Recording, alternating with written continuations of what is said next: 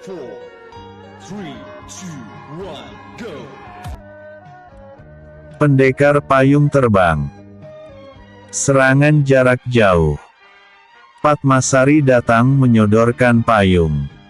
Dia keenakan dipegang-pegang. Ujarnya dengan mata genit.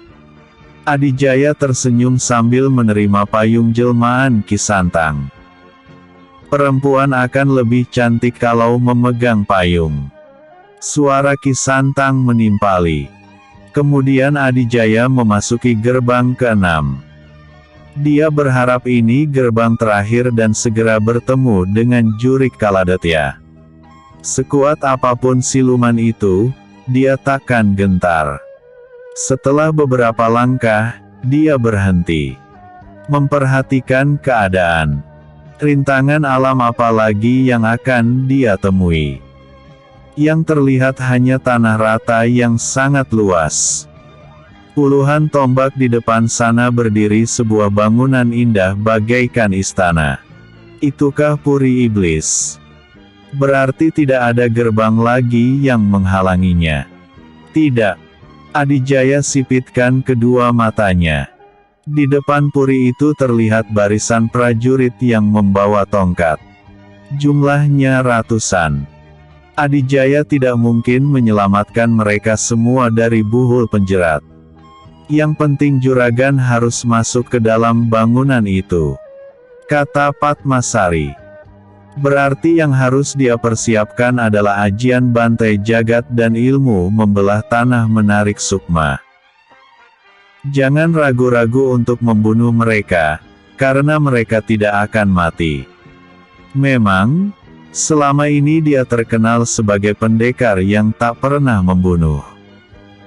Masa dengan makhluk yang tidak bisa mati masih tidak kejam juga. Tring! Tiba-tiba payung berubah menjadi Ki Santang yang asli, yaitu makhluk guriang berkulit biru yang tingginya 2 kali tinggi Adijaya. Wujud yang pertama kali dilihat Adijaya saat guriang ini terbelenggu di tengah hutan. Aku juga ingin membantu, ujar Ki Santang, maksudnya bukan sebagai payung lagi, tapi sebagai sosok raksasa yang akan membantai ratusan prajurit itu. Baiklah, bersiaplah untuk membantai. Adijaya memimpin 2 pengabdinya maju ke medan pertempuran. Terlihat pasukan Puri Iblis juga sudah mulai bergerak mendekat. Senjata tongkat mereka teracung tinggi. Jubah-jubah hitam berkibar padahal tidak ada angin. Suara deru langkah mereka seperti menggetarkan bumi. Tidak ada yang menjadi pemimpin di antara pasukan berjubah hitam ini. Semuanya sama. Bergerak bersama tanpa komando. Tentu saja perintahnya dari Jurik Kaladetya yang entah berada di mana. Ternyata si Jurik kala-kalaan pengecut. Masa cuma menghadapi sukma manusia seperti aku harus mengerahkan semua pembantunya? Adijaya berucap sombong. Apa dia masih saudara dengan Dewi Kalajenget? Ocehnya lagi. Aku yakin dia pasti sangat jelek rupanya. Dalam jarak 7 tombak mereka sudah berhadap-hadapan. Perang dimulai. Amarah Madari sudah sampai ke ubun-ubun. Anak bungsu kesayangannya kini hanya seonggok daging tak berguna, begitu juga dengan pasangannya. Emosi yang meluap-luap ini telah menghilangkan akalnya. Dia lupa kalau harus bersabar menunggu saat kebangkitan suaminya. Dia lupakan tujuan utamanya. Dendamnya lebih besar daripada cita-citanya. Tidak bisa dibiarkan. Aku harus membalas mereka sekarang juga. Madari mengambil mangkuk tembaga berisi air bening yang disebut jendela air. Wanita ini himpun seluruh kekuatan. Sekujur tubuhnya memancarkan aura hitam, bola matanya bersinar merah. 2 tangan digerak-gerakkan di atas jendela air. Air dalam mangkuk tembaga beriak kecil lalu memunculkan gambar bukit Gajah Depa. Lebih rinci lagi kini bisa melihat sebuah rumah di lereng bukit. Dari dua telapak tangan Madari mengeluarkan cahaya merah membara. Mulutnya meraung-raung bagaikan kesurupan. Salah satu tangannya dipukulkan ke atas air seperti menepuk lalat. Blep! Seberkas cahaya merah melesat masuk ke dalam air. Ternyata cahaya merah itu berubah menjadi kilatan petir menyambar di langit Bukit Gajah Depa. Trit! Blair! Asmarini kaget mendengar suara geledek yang tiba-tiba datang di siang bolong. Padahal cuaca sedang cerah dan tidak ada mendung sedikitpun. Dari dalam, si mungil ini keluar untuk melihat apa yang terjadi. Hari cerah begini, kenapa ada geledek? Gumamnya. Dia berdiri di teras rumah memandang ke langit. Trit! Blair! Sekali lagi Asmarini terkejut melihat kilat merah di langit yang berakhir dengan ledakan yang menggetarkan bukit. Itu serangan jarak jauh, Gusti Putri. Kata nenek jelmaan kuda Guriang. Serangan. Ibunya sepasang pemuda kemarin membalas dendam. Asmarini angguk-angguk mengerti. Mendadak hatinya menjadi cemas. Apa yang harus dia lakukan untuk menghadapi serangan ini? Gusti Putri tenang saja, Juragan sudah membuat tabir gaib pelindung rumah ini, lihat saja. Si nenek menunjuk ke langit. Saat itu ada petir merah menyambar lagi, lalu meledak di ketinggian 5 tombak di atas tanah.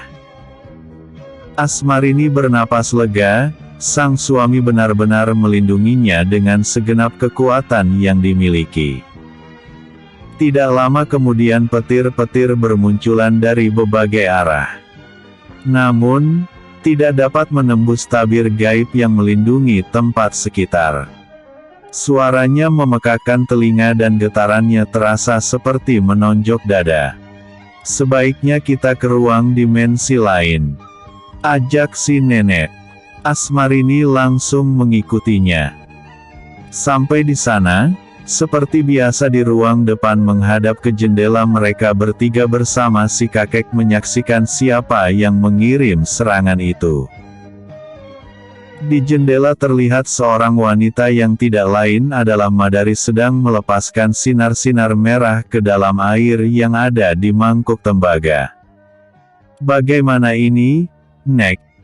Kita nonton saja, biarkan dia kehabisan tenaga, hihihi. Tapi aku ingin mengerjai dia, kek. Pikiran usil mendadak muncul di benak Asmarini. Si kakek tertawa lepas. Gampang, buka saja pintunya, lantas terserah Gusti Putri mau bagaimana. Asmarini bergegas keluar lagi. Mengambil beberapa batu kecil yang ada di pekarangan rumah. Lalu kembali. Dia langsung membuka pintu dan melemparkan salah satu batu ke arah Madari. Pluk! Batu itu mengenai jidat Madari. Wanita ini kaget bukan main. Dari mana datangnya batu ini? Aktivitasnya mengirimkan petir jadi terhenti melihat keanehan ini. Asmarini dan sepasang kakek nenek tertawa lepas melihat tingkah Madari yang kebingungan. Siapa kalian? Bentak Madari menyapukan pandangan ke setiap sudut. Apa suara kita bisa didengar? Tanya Asmarini. Bisa. Si cantik yang perutnya sudah membesar ini berdiri di dekat pintu. Kau bisa mengirimkan petir ke sini. Mengapa aku tidak bisa melemparimu dengan batu? Teriak Asmarini diakhiri dengan cekikikan. Bangkalwara, sialan, tunjukkan wujudmu. Teriak Madari masih berputar-putar kepalanya mencari sumber suara.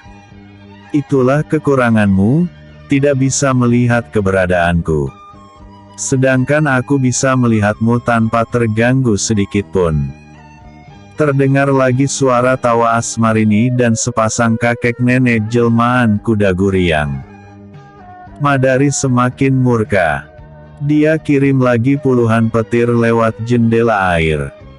Namun, nyatanya tidak berpengaruh sedikitpun. Suara tawa itu tetap terdengar. Menertawakan dirinya yang kebingungan. Marah, tapi tak bisa melampiaskan. Kalau kau berani, tunjukkan batang hidungmu. Ayo bertarung, siapa yang lebih kuat. Jangan jadi pengecut. Madari geram tiada taraf. Tidak mau, kau sendiri pengecut. Menyerangku dari jauh. Apa salahnya kalau aku balas dari jauh juga? Lagian aku hanya melemparkan batu, nih. Pletak. Au. Curik gelo. Maki Madari saat sebuah batu menghantam keningnya. Episode sebelumnya. Jaran goyang. Episode berikutnya. Sesepuh bergerak. Suara tawa riuh terdengar lagi. Wajah Madari terlihat merah membara saking marahnya. Kesal bukan main. Serangannya tidak berguna, sedangkan lawan dengan mudah melukainya walau dengan batu kecil. Diam, kalian. Tapi suara tawa terus mengiang-ngiang di ruangan goa itu. Di sebelah sana Asmarini terpingkal-pingkal melihat kemarahan Madari. Makanya sebelum berbuat kau harus berpikir matang-matang terlebih dahulu. Kata si kakek. Kudu ngukur ka awak nimbang ka kujur. Terbalik kakek, sela si nenek. Ngukur ka kujur nimbak ka awak. Benar. Timpal Asmarini. Kau harusnya bercermin dulu, siapa dirimu. Ini sih namanya pacikrak ngalawan merak. Sambung si nenek lagi. Madari berteriak keras sampai mengeluarkan semua suaranya sehingga terdengar serak. Jiwanya terguncang. Bagaimana bisa dia telah menempa diri begitu lama?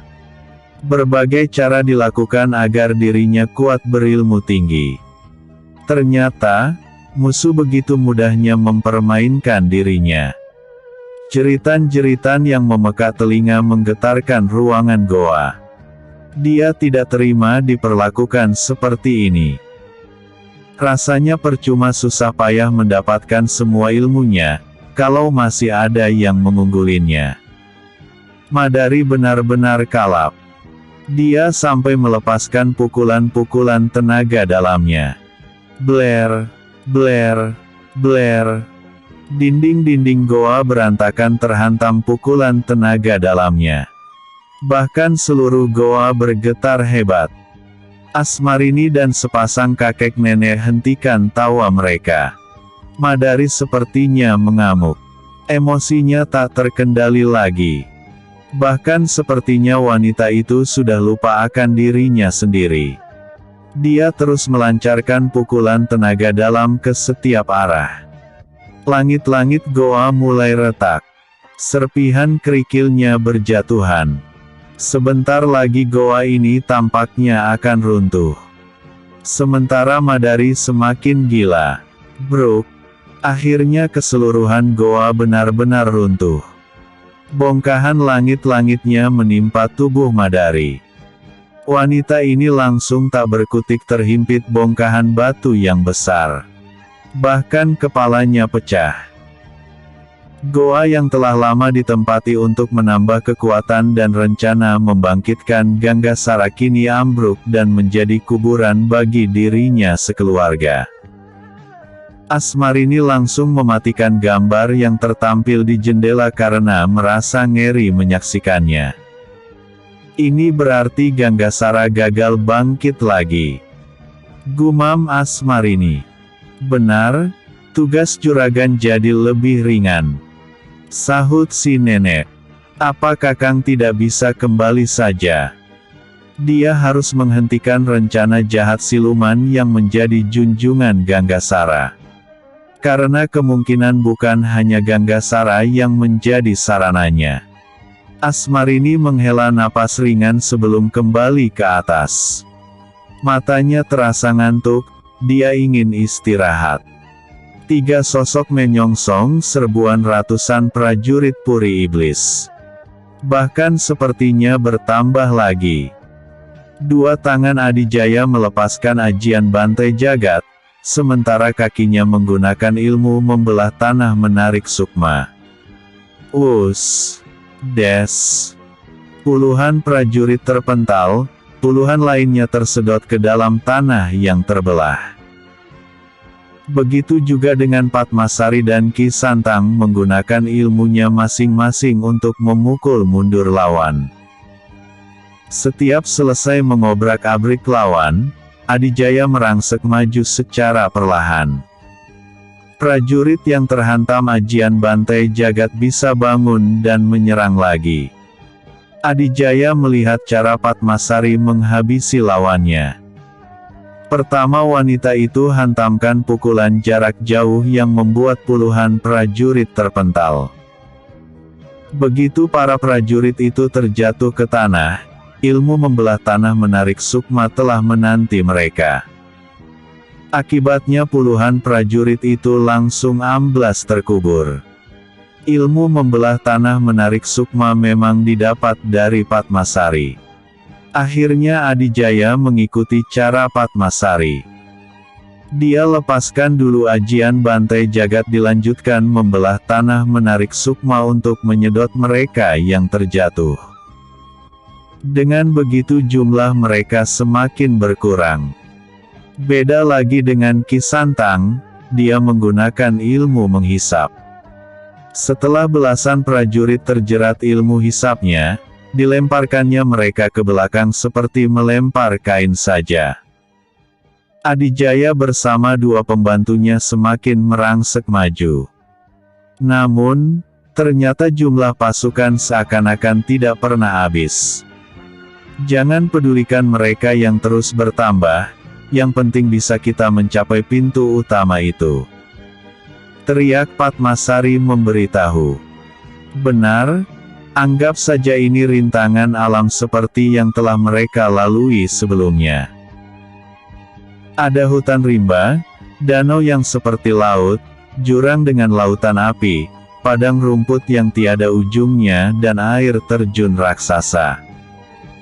Sekarang rintangannya adalah lautan sukma yang tak pernah habis. Karena kemampuan yang terbatas, Adijaya hanya mampu menyingkirkan puluhan prajurit saja. Kalau manusia biasa mungkin bisa ratusan. Lama-lama tenaga terkuras juga, sementara ratusan lawan seperti tak pernah merasa lelah. Akhirnya untuk menghemat tenaga, Adijaya melewati mereka dengan berlari di udara dengan ilmu meringankan tubuh, 1 tombak di atas kepala mereka. Setelah cukup jauh terlewati kemudian mendarat dan melakukan hal seperti tadi. Mendorong dengan bantai jagat lalu menyedot dengan ilmu aneh dari Padmasari dan merangsek maju setelahnya. Ini sangat menguras tenaga, aku harus cari cara lain. Seru Adijaya sambil berpikir keras. Dalam sekejap saja dia sudah mendapat akal. Adijaya himpun energi di sekitarnya. Dengan ilmu perubahan, dia membuat dinding tak kasat mata dari energi yang terkumpul. Dinding ini melindungi dirinya. Apa yang terjadi? Ketika Adijaya tidak lagi melepaskan 2 ilmunya, para prajurit langsung menyerangnya. Namun, mereka tidak bisa menggapai Adijaya. Jangankan melukai, menyentuh pun tidak bisa. Mereka terpental oleh dinding gaib. Adijaya hanya berjalan terus ke depan. Sosoknya seperti perahu yang membelah arus. Terus maju.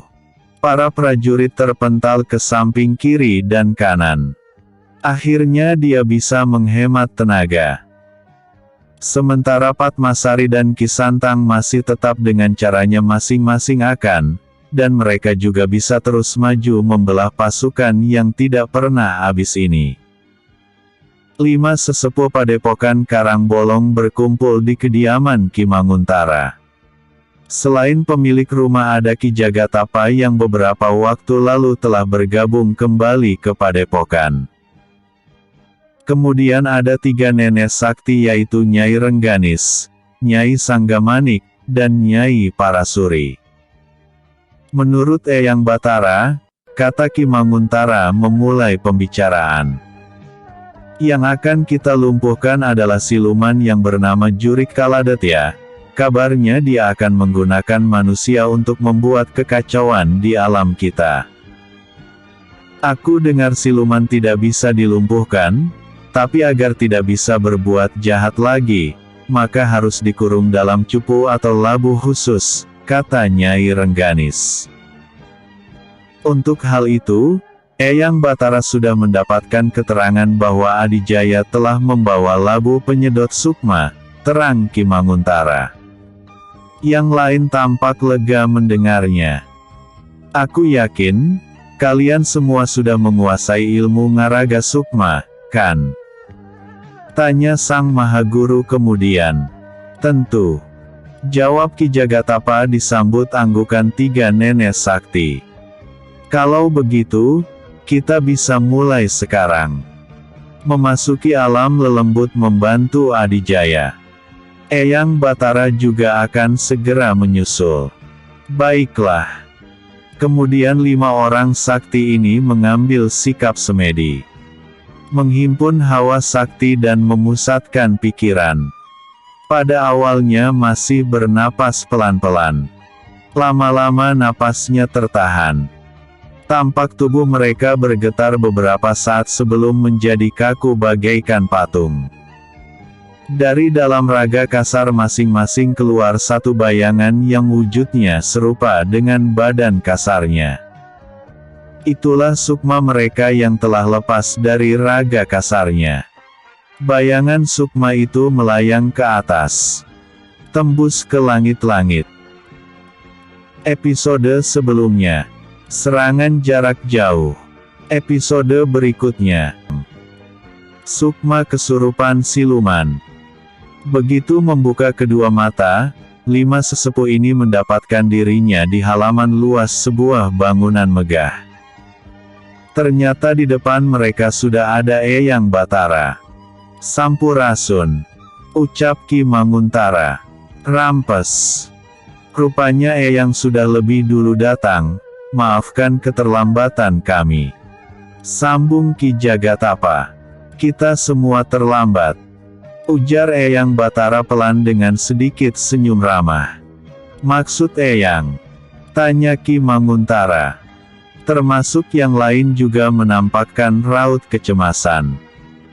Anak muda itu sudah menembus beberapa gerbang puri iblis, sehingga kita tinggal masuk tanpa melalui hambatan. Kelima sesepuh angguk-angguk mengerti.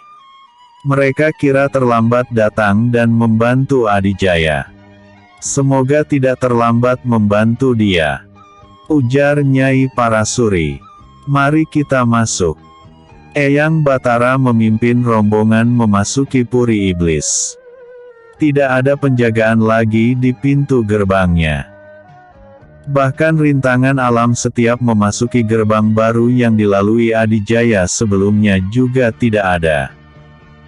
Hanya ada halaman luas dan sepi di antara gerbang satu dengan yang lainnya. 6 sukma sesepuh hanya bisa berjalan saja menapaki halaman berumput yang luas. Meski suasana lengang, mereka tetap waspada. Adijaya dan kedua pendampingnya sudah semakin dekat ke pintu utama puri iblis. Pasukan jubah hitam semakin rapat. Adijaya masih menghemat tenaga, memanfaatkan dinding energi untuk menerobos prajurit Jurik Kaladetya. Ibarat air sungai, semakin ke hulu semakin deras dan kuat arusnya. Gumam Adijaya sambil terus merangsek. Hanya beberapa tombak lagi untuk mencapai pintu utama puri. Namun, Arus pasukan lawan semakin padat, sehingga terpaksa harus mengerahkan tenaga lebih besar lagi. Membelah tanah menarik Sukma.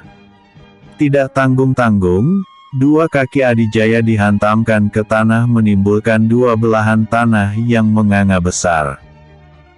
Ratusan prajurit langsung amblas tersedot ke bawah. Pada saat itu Adijaya langsung meloncat berjalan di udara lalu mendarat tepat di depan pintu, disusul sepasang Guryang juga sudah berhasil melewati rintangan. Mereka berdiri di samping Adijaya. Ketiganya menyaksikan ratusan atau mungkin sekarang sudah ribuan prajurit Puri Iblis tersedot ke dalam tanah yang membelah. Adijaya tidak segera menutup kembali tanahnya, membiarkan semuanya masuk. Baru setelah habis tidak tersisa lagi satu pun, tanah yang membelah langsung rapat kembali tanpa bekas. Kemudian mereka bertiga masuk ke dalam bangunan megah itu. Pintu utama bangunan ini tidak memiliki daun, jadi langsung bisa masuk ke dalam. Di dalam hanya ada ruangan persegi yang sangat luas. Semua dinding ruangan termasuk lantai berwarna abu-abu. Tidak ada jendela atau kisi-kisi, tapi ruangan sangat terang. Entah dari mana asal cahayanya. Tepat di tengah-tengah ruangan telah berdiri satu sosok yang tidak asing bagi Adijaya. "Ganggasara," ucap Adijaya. "Apakah dia ujian terakhir sebelum bertemu si Jurik Kala-Kala?" "Dia memang Jurik Kaladetya," jawab Padmasari. Adijaya kerutkan kening sambil garuk-garuk kepala, masih tidak mengerti. Apakah Ganggasara sama seperti gurunya yang bertransformasi menjadi siluman? Sukma Ganggasara menyatu dengan tubuh siluman Jurik Kaladetya. Jelas Ki Santang. Oh, jadi begitu. Sukma kesurupan siluman. Ganggasara menatap tajam ketiga tamu yang telah melewati berbagai macam rintangan buatannya. Bola matanya berwarna merah menyala. Wajahnya begitu dingin dan pucat.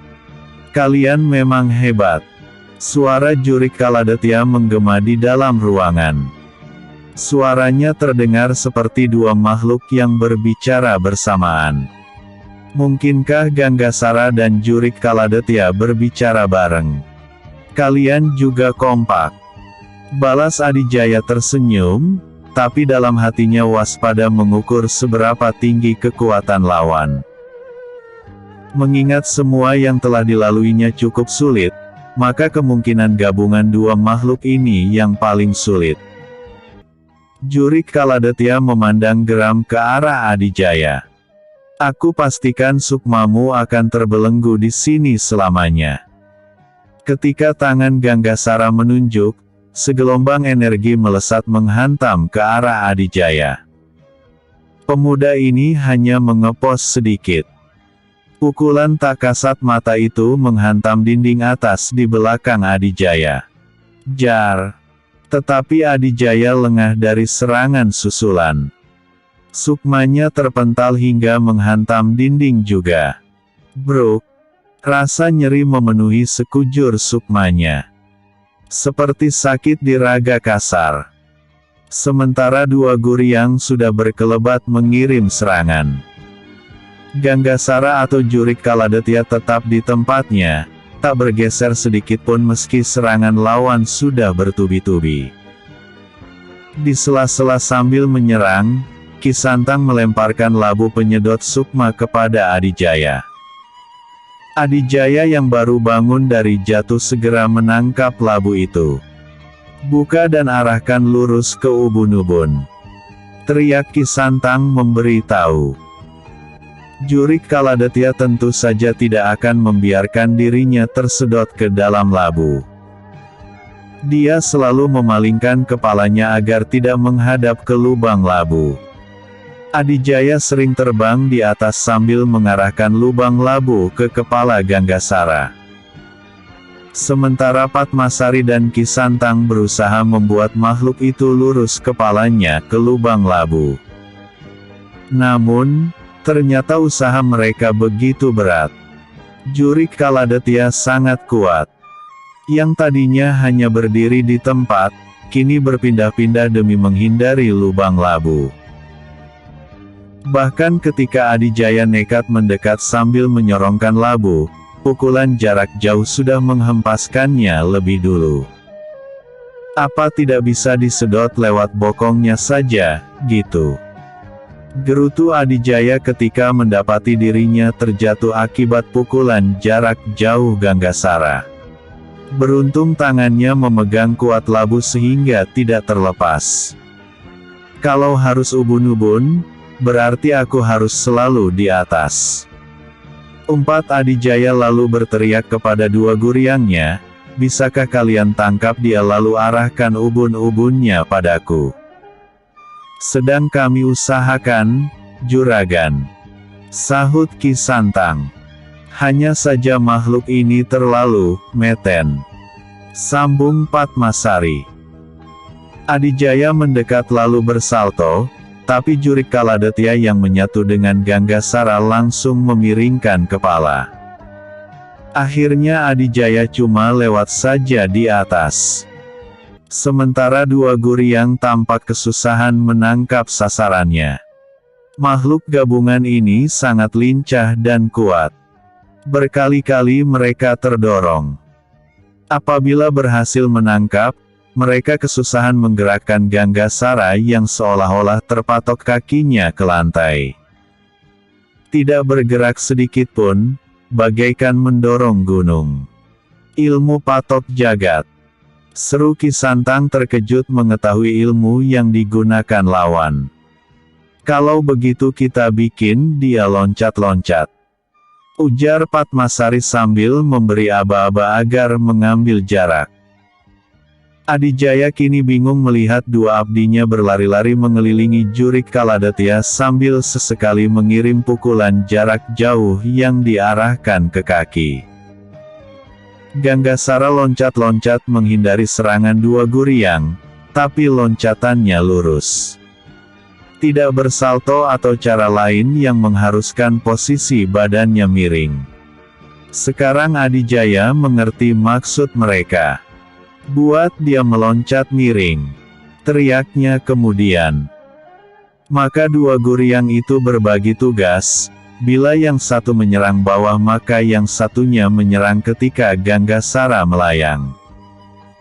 Sehingga makhluk rangkap itu harus berputar di atas alias salto untuk menghindari serangan atas. Namun, siapa sangka ternyata gerakan saltonya sangat cepat sekali. Sehingga Adijaya gagal lagi mengarahkan lubang labunya. Bahkan Jurik Kaladetya masih sempat melepaskan pukulan jarak jauh ke Adijaya, mengarah ke tangannya lagi, agar labunya lepas. Sialan. Maki Adijaya hampir kehilangan labunya.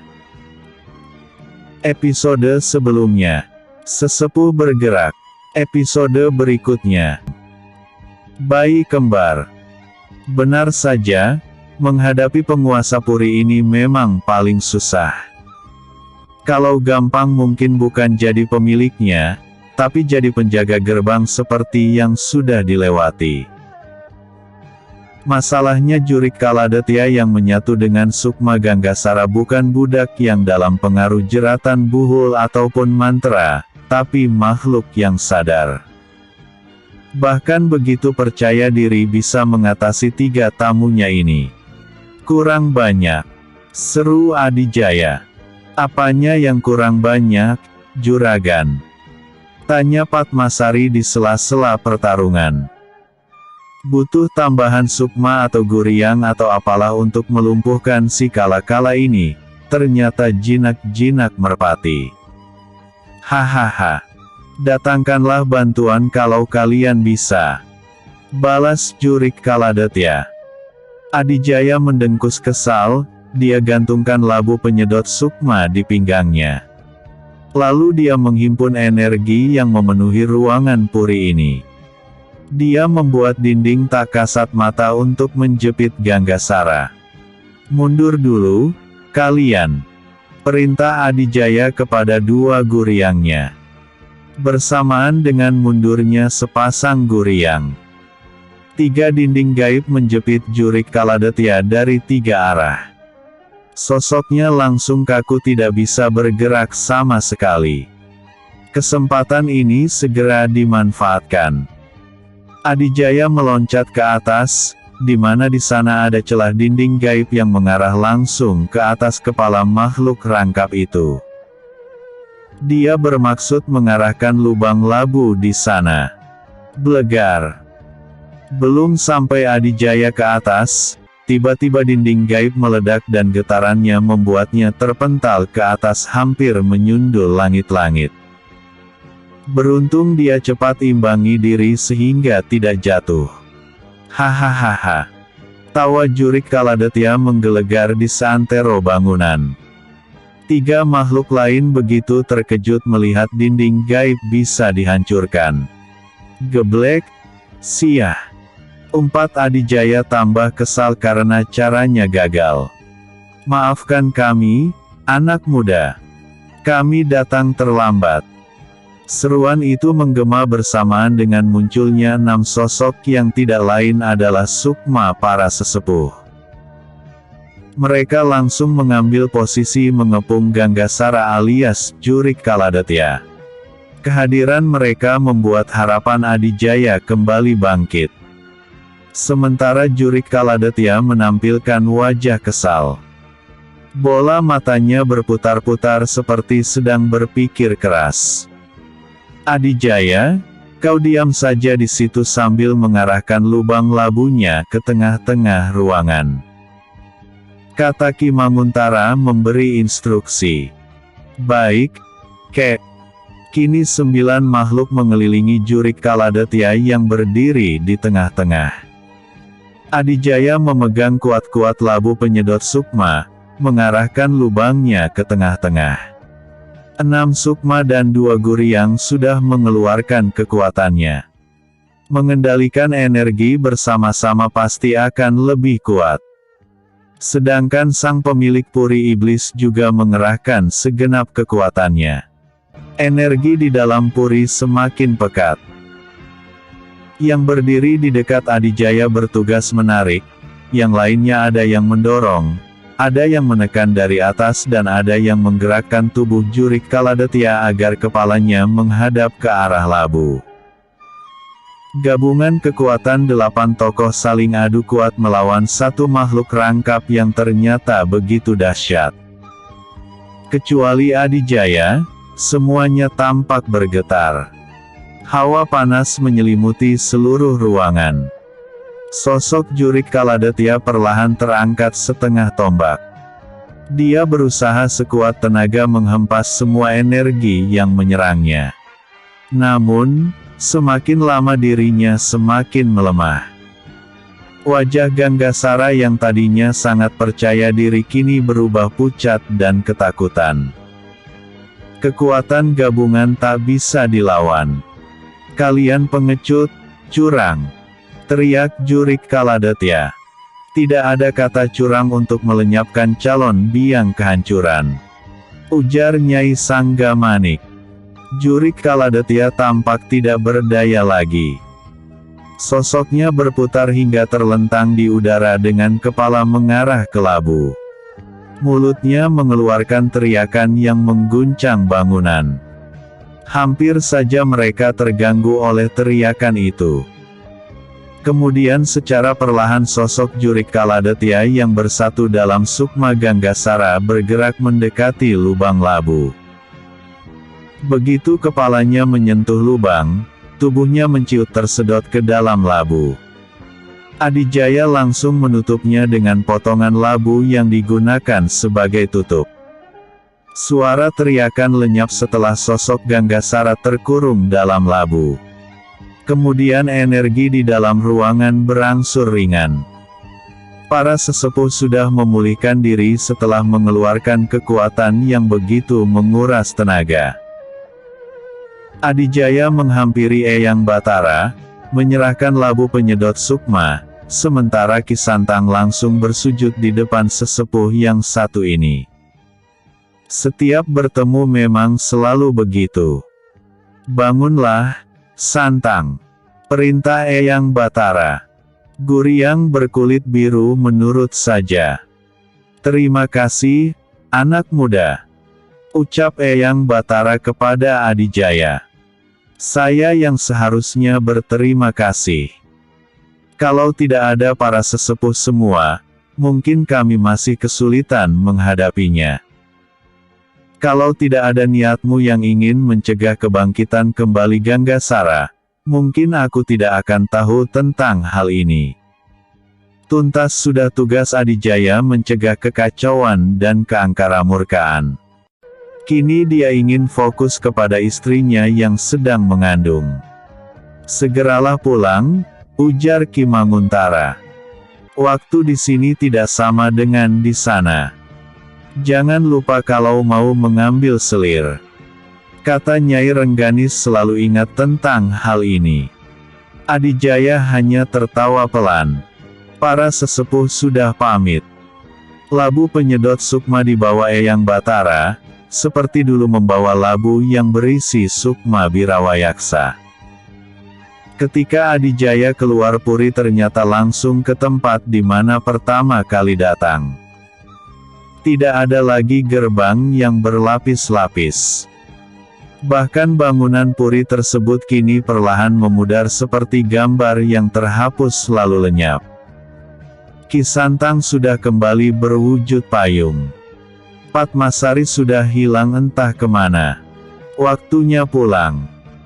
Yang pertama kali dilakukan setelah raga halusnya kembali ke raga kasarnya adalah mengatur napas dan memulihkan kondisi. Adijaya menghirup udara dalam-dalam lalu menghembuskan dengan pelan. Perjalanan panjang di alam lelembut telah menguras tenaga dan pikirannya. Masih terasa lelahnya walaupun telah kembali ke alam fana. Dia menenangkan pikiran beberapa saat. Berapa lama dia berada di alam sana? Dia ingat perkataan Ki Manguntara. Di sana dan di sini beda waktu. Tidak bisa menghitungnya karena selama di sana selalu siang hari. Tapi Adijaya yakin, pasti sudah lama meninggalkan istrinya di sini. Ketika dia hendak memanggil Padmasari untuk menanyakan hal ini, tiba-tiba terdengar suara tangisan bayi. Tangisan bayi. Tak lama kemudian terdengar lagu tangisan bayi yang kedua. Perasaan Adijaya tak karuan. Mungkinkah istrinya telah melahirkan? Berarti selama berbulan-bulan dia di alam lelembut. Dengan perasaan berdebar Adijaya segera keluar dari kamar dimensi lain ini. Sampai di atas sepasang kakek nenek jelmaan kuda Guryang langsung menyambutnya dengan tawa gembira. "Juragan, akhirnya pulang tepat waktu. Anaknya kumplit," ujar si nenek sambil menimang bayi. "Kumplit?" Adijaya tidak mengerti. "Iya, Juragan. Ada laki-laki, dan juga perempuan," jawab si kakek yang juga sedang menimang bayi. "Apa? Bayi kembar, laki-laki dan perempuan?" Adijaya tak dapat mengartikan perasaannya. Dia langsung memeriksa keadaan istrinya yang terbaring lemah. "Dinda," ucapnya gemetar, tapi bahagia. Asmarini tersenyum bahagia melihat kepulangan suaminya bertepatan dengan kelahiran putra-putrinya. "Kakang." Mereka saling berpelukan dengan linangan air mata haru. Sang istri selain bahagia karena melahirkan dengan selamat juga karena suami pulang dengan selamat. Artinya misi yang diemban telah berhasil. Episode sebelumnya, Sukma Kesurupan Siluman. Episode berikutnya, penutup tamat. Adijaya juga tak tergambarkan betapa bahagianya dia sekarang. Istri dan anak-anaknya selamat. Bahagia menjadi ayah. Anaknya komplit lagi, laki-laki dan perempuan. Sepasang kakek nenek jelmaan kuda Guryang mengurus segala keperluan bayi kembar itu. Hari ini, keluarga kecil ini mendapatkan anugerah kebahagiaan yang diidam-idamkan setiap pasangan suami istri.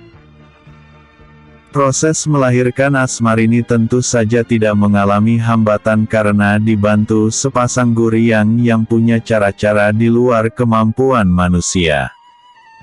Siapa yang lahir duluan, Dinda? Tanya Adijaya. Yang perempuan, Kakang sudah menyiapkan nama mereka. Sebentar aku pikirkan dulu. Tapi nanti kita beritahu kabar baik ini kepada orang tua Dinda di Rancawangi. Iya, Kakang. Sepasang bayi lucu kini sudah dibersihkan dan dibedong. Semuanya diletakkan di samping sang ibu yang tampak sudah segar kembali karena dibantu dengan penyaluran hawa sakti. Tidak disangka, perempuan bertubuh mungil bisa melahirkan bayi kembar.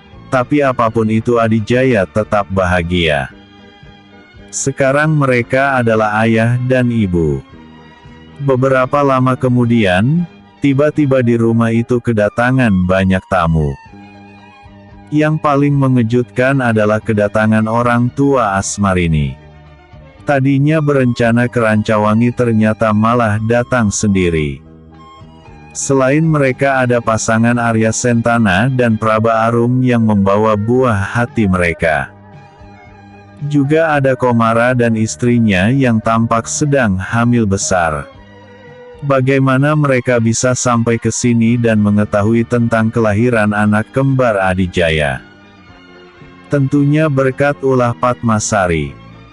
Dia membawa mereka dengan melintasi dimensi lain, sehingga sampai dalam waktu sebentar. Kedatangan mereka menambah suasana semakin bahagia. Awalnya mereka heran tentang Padmasari dan sepasang kakek nenek. Lalu Adijaya menjelaskan segamblang-gamblangnya tentang makhluk Guryang yang menjadi pelayannya. Mereka terkagum-kagum dengan apa yang dimiliki pasangan muda itu. Sebelumnya Arya Sentana hanya tahu tentang payung terbang saja yang merupakan jelmaan Guryang. Sungguh bahagianya kalian, langsung memiliki putra dan putri, ujar Praba Arum. Teman si Panji tambah banyak. Lanjutnya sambil mengangkat bayi laki-lakinya. Aku yakin, mereka akan sama hebatnya dengan ayah dan ibunya. Ujar Komara. Kalau cantik dan tampan sudah pasti mirip keduanya. Sahut Padmasari yang membuat sepasang ayah dan ibu baru ini tersipu malu. Siapa namanya? Tanya ibunya Asmarini yang sedang menimang salah satu cucunya. Lasmana dan Lasmini. Jawab Adijaya setelah tadi berpikir mencari nama untuk putra-putrinya. Beberapa ilustrasi pasangan Adijaya dan Asmarini. Gambarnya burem. Di bawah ini ilustrasi Padmasari. Kuda Guryang. Sampai di sini kisah petualangan pendekar payung terbang. Apakah nanti ada sekuelnya atau tidak tergantung mood saya. Kalau ada lanjutannya, apakah masih di sini atau pindah lapak? Nanti saya informasikan kembali. Mohon maaf apabila akhir ceritanya kurang memuaskan. Karena setelah ini autor akan fokus ke novel satunya yang berjudul Terpaksa Jadi Pendekar di aplikasi kuning. Dengan segala kerendahan hati, saya memohon maaf apabila ada kata-kata yang menyinggung pembaca sekalian. Saya sadar, novel ini masih jauh dari kata bagus apalagi sempurna. Dibandingkan dengan karya autor lain, novel ini tidak ada apa-apanya. Di kesempatan lain mudah-mudahan saya bisa lebih baik lagi. Baik itu cara penulisan dan juga alur ceritanya. Akhirnya saya ucapkan beribu-ribu terima kasih kepada pembaca yang sudah setia sampai akhir episode. Karena setiap cerita pasti ada endingnya. Salam Cersil Nusantara. Sampurasun. Ikuti terus dari kreator Libya Channel 1784 ini. Semoga Anda senang. Wassalam.